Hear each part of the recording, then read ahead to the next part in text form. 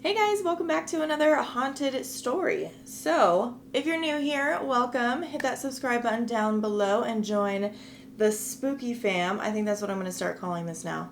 You guys are like my spooksters, my spooky fam. So for those that don't know, every Monday and Friday I sit down and I tell you a creepy ghost story or just like a really creepy, haunted, out of the ordinary type of story, and I sit here and I get glam at the same time. So if you're into all that spooky stuff, then hit that subscribe button and join, alright? So we're just going to jump right into it.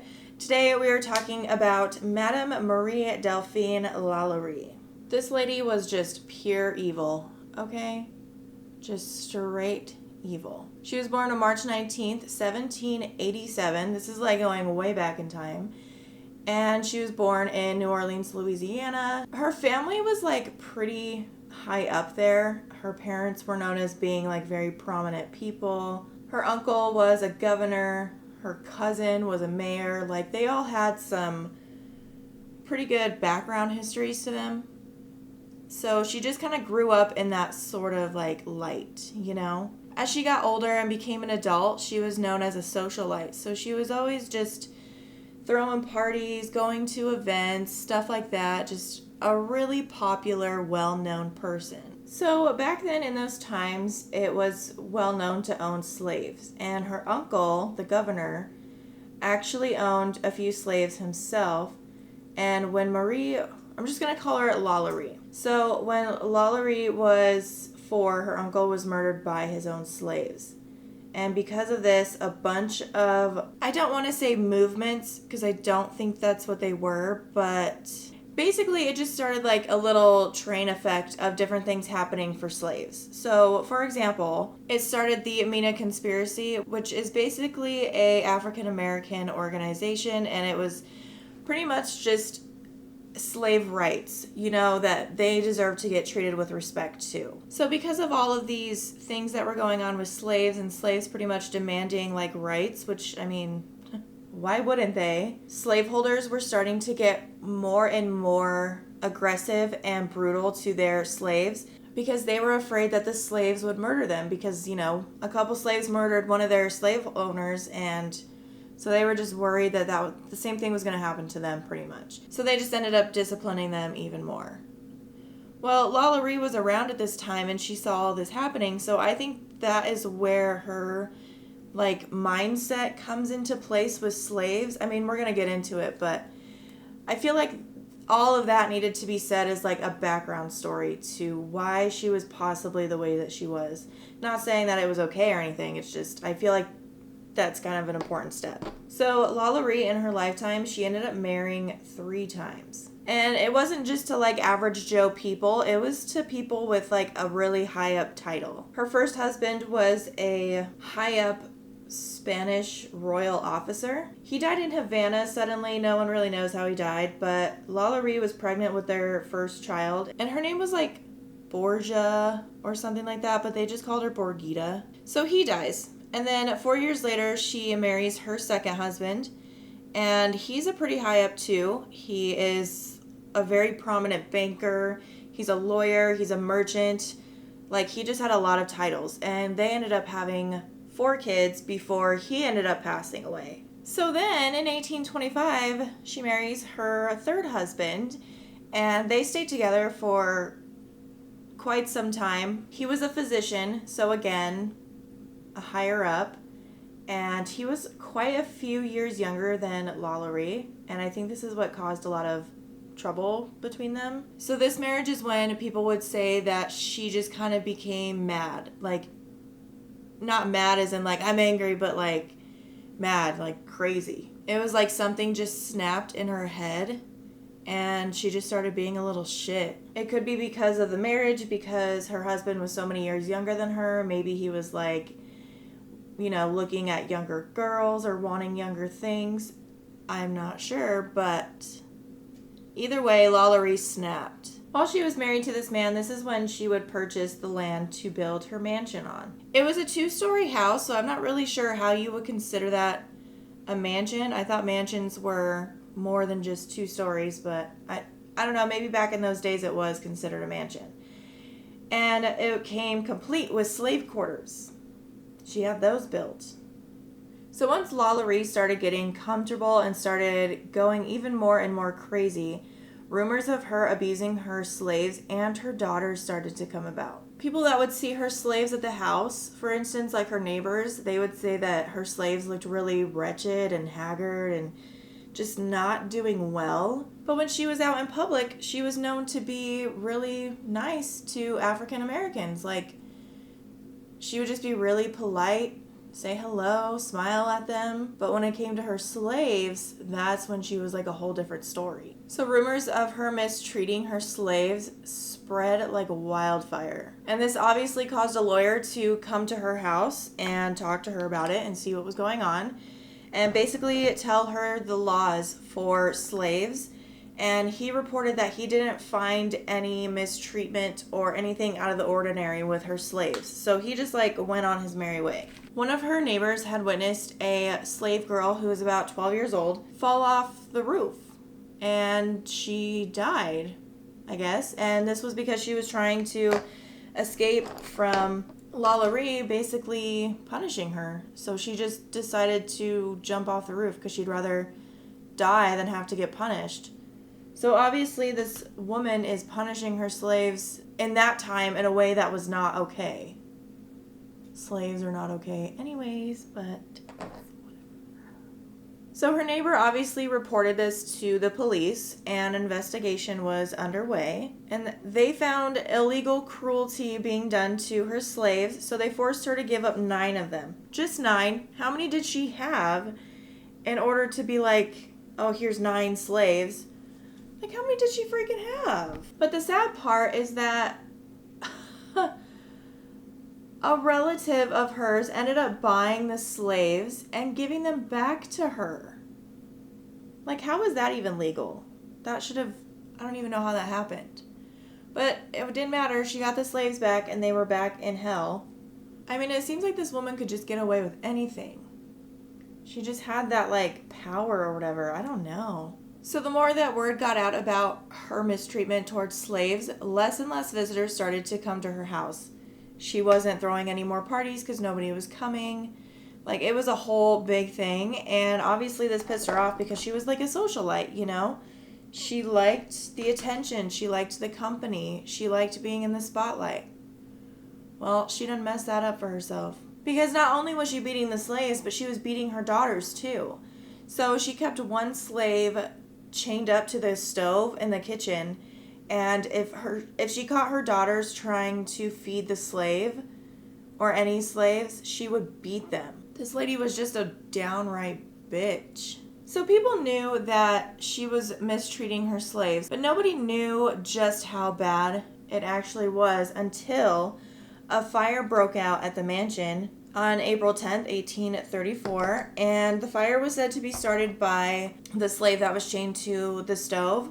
So they found her chained to the stove by her ankle, and she said that the fire was started as an attempt for suicide or to at least get people's attention that, hey, like, deeper shit is happening here than what is being seen on the outside. So the slave that was hooked to the stove, when the police were questioning her, not only was she telling them that it was like a suicide attempt, but she was saying that the slaves that went up to the uppermost part of the house, which would be the attic, never came back down. So she was like in total fear for her life because she knew what was going on. I just don't think she fully knew like the extent of it, you know, that it was pretty serious up in that freaking attic. When the police were investigating the house, they were trying to go into the attic where the slaves were held, but the door was locked, and when they asked the family for the key, they were denied the freaking key. The family was like, I don't want you to see what's in there. Yeah, they refused to give them the key. So they had to obviously break down the door, and this is when they would find everything. I mean, just awful, awful things. Roughly 7 slaves that seemed to have been there for several months were found awfully mutilated, and they were suspended by their necks with like an iron collar. Oh man, I got foundation in my hair. And their limbs were stretched from what they said was extremity to extremity. My God. A judge eventually went into the house to investigate. I'm not really sure why the judge was there, but maybe he just wanted to see for himself. But he said that he found a slave of an older woman, and she had a wound on her head that was like so bad, and like she was so weak that she couldn't even get up and walk. Like she had to be carried out of there. So the judge started questioning the family, right? Like, what the hell are you guys doing here? This is not okay. And LALAURIE's husband responded with, some people had better stay at home rather than come to others' houses to dictate laws and meddle with other people's business.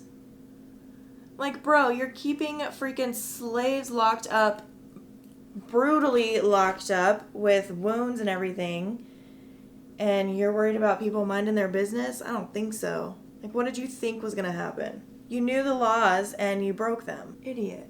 Slaves were said to look really skinny, really malnourished. I mean, obviously, why would she feed them?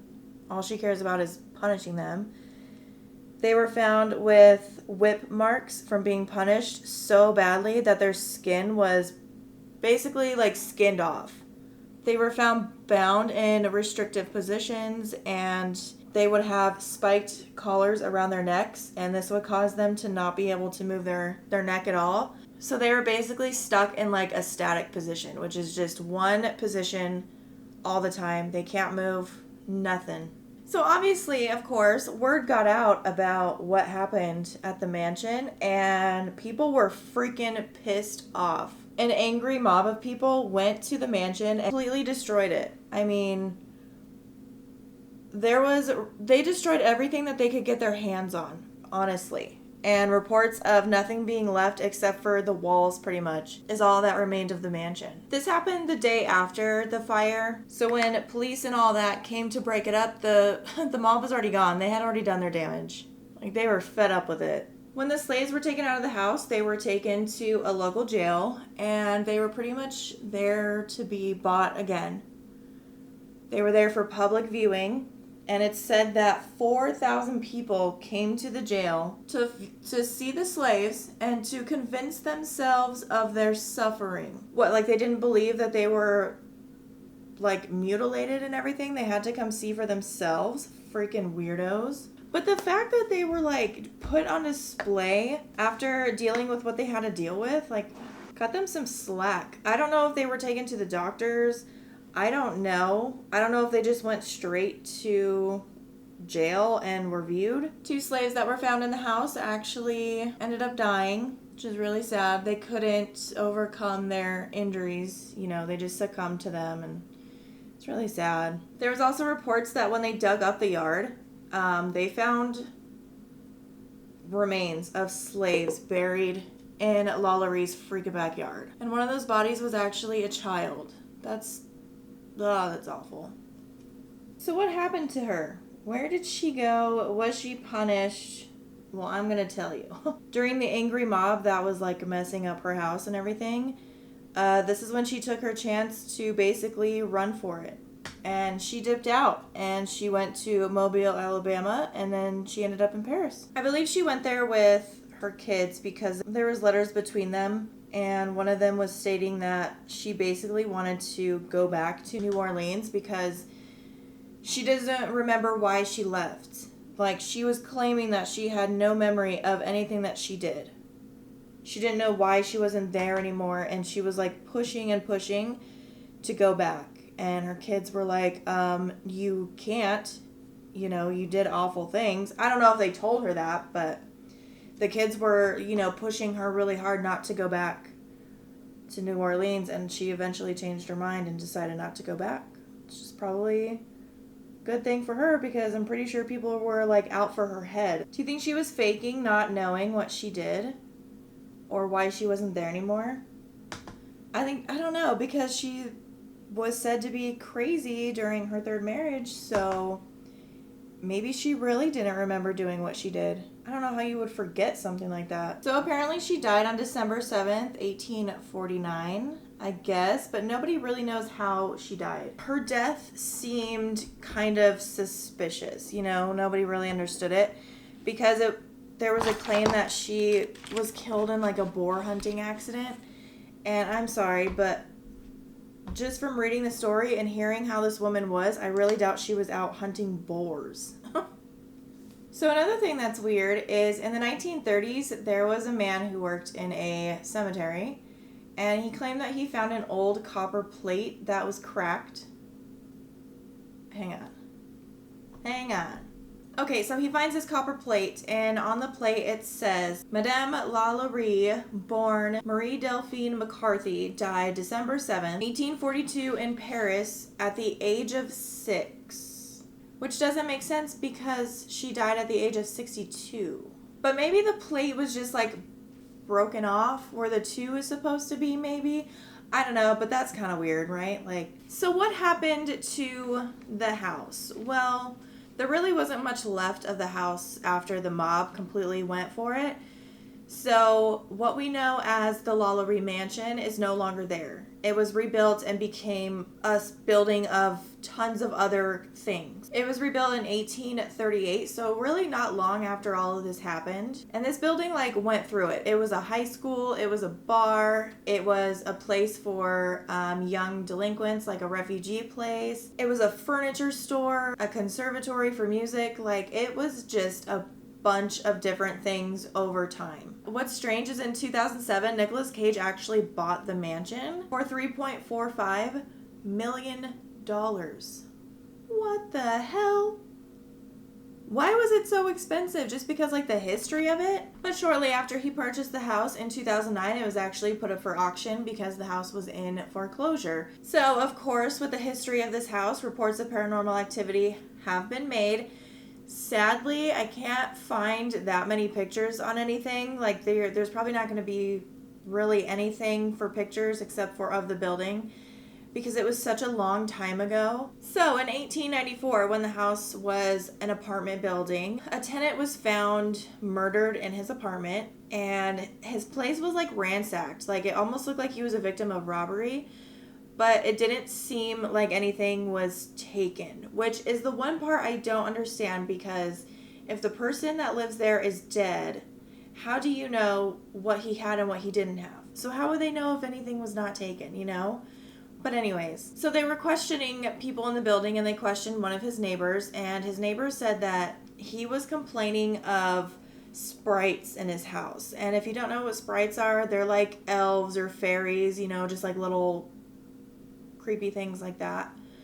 He was complaining of those, and the neighbor just like brushed it off and thought he was, you know, tripping balls or whatever. But the tenant also told the neighbor that there was a very, very dark demon in the apartment building, and the demon told him that he wouldn't rest until the tenant had died, and he ended up getting murdered. So is that just a coincidence, or is there something really deep and dark in this house? Also, during the schoolgirl days, because it was a high school for girls, there were reports of the girls coming up to teachers, crying their eyes out, and they would have like their sleeves on their shirts rolled up, and they would be showing the teachers their arms, and on their arms there was like tons of scratches and a ton of bruises all over their arms. And whenever the teachers would ask the girls what happened, they would all get the same answer, and that answer is that woman. So could that woman be LALAURIE? I don't know. Like, I don't think the girls knew the history of that building. I'm pretty sure people wouldn't tell young girls the history of that building. So how would they even know the story of this chick, and why would they all have the same story? Was it just a prank they were playing, or was it for real? So I believe now that the house is a tourist attraction. They do ghost tours there and like a history of the past and everything. And one tour guide was in the middle of doing a tour, and he said that he kept feeling like a tugging on his shirt or her shirt. I don't know if it was a he or she, but a tugging on their shirt. And they would turn around, and they were doing it like inconspicuous because they were in the middle of speaking to a tour group. They were inconspicuous about it because they didn't want to freak out the people. So he like turned around and like looked, made sure nobody was behind him. Well, when he turned back around, it happened again. And now the tour group is kind of like, what's going on over there, you know? And he told them he keeps feeling like a tugging on his shirt, and it won't stop, and there's nobody behind them. There's also reports of like moaning and screaming coming from the area where they kept the slaves. Now, when the house was rebuilt, the rooms were obviously reconstructed, but where the slave quarters were, that's where sounds are being heard. You know what I'm saying? Because it's like, it's the same layout, it's just differently constructed, you know? And of course, as most of you probably already know, American Horror Story did a character based off of her in the Coven season. It's one of my favorite seasons. It's amazing. But during that season, they showed LALAURIE, you know, like really brutaling her slaves. I mean, like cutting their stomachs open and sewing their mouths shut, using their blood as like her youth regimen type of thing. If you've seen that season, then you know what I'm talking about. Well, all of that got brought in because a writer for a newspaper had said that basically when she went in to go see the slaves, which there's no reports of her being there at all, and none of what she said was reported by the police or the firemen or anything like that. So this is probably fake, but I'm just going to throw it out there. She reported that the slaves had their mouths and their eyes sewn shut, which happened in the show, that their intestines were ripped out and they were wrapped around them, which also happened in the show. You know, everything that was seen during that season is what the reporter had said. So there's no actual proof that this actually happened, but I did want to throw it out there just because it is kind of part of the story. But that wraps up the story of Madame Marie Delphine LaLaurie. I don't know, she had so many freaking names. Everyone just called her Madame LaLaurie. So that's the story of this bitch, okay? Real evil, nasty woman.